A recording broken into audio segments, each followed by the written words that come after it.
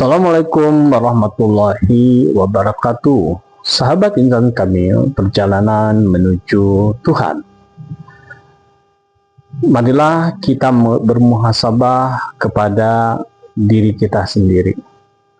Apakah amal-amal kebaikan yang dilakukan itu mampu menyelamatkan dari azab Allah Subhanahu wa Ta'ala yang demikian pedih?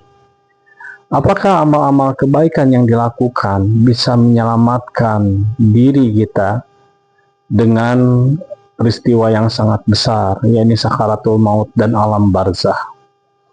Seberapa banyak dari usia yang dijalani ketika kehidupan di alam dunia ini yang sekian puluh tahunnya diisi dengan kebaikan? Apakah dari usia 50 tahun itu 30 tahun kebaikan yang dilakukan bobotnya?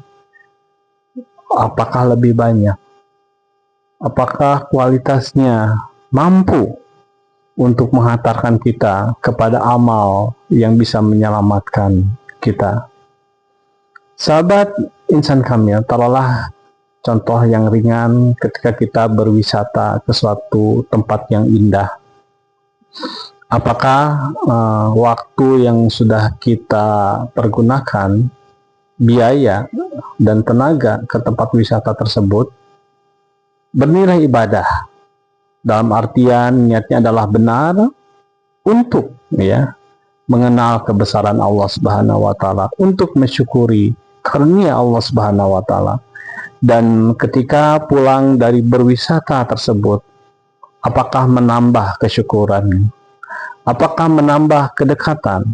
Apakah menambah kesadaran akan kasih sayang Allah Subhanahu wa Ta'ala, akan karunia alam yang begitu indah?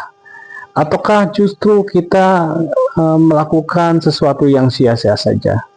Kita bersenang-senang dan di tempat wisata, kita tertawa, menghabiskan waktu, menghabiskan uang, dan kita lalai dari mengingati Allah Subhanahu wa Ta'ala, bahkan mungkin hanya sedikit saja.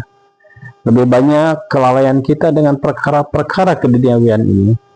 Ketika pulang dari berwisata, itu tidak menambah rasa kesyukuran, tidak menambah rasa kedekatan kita kepada Allah Subhanahu wa Ta'ala.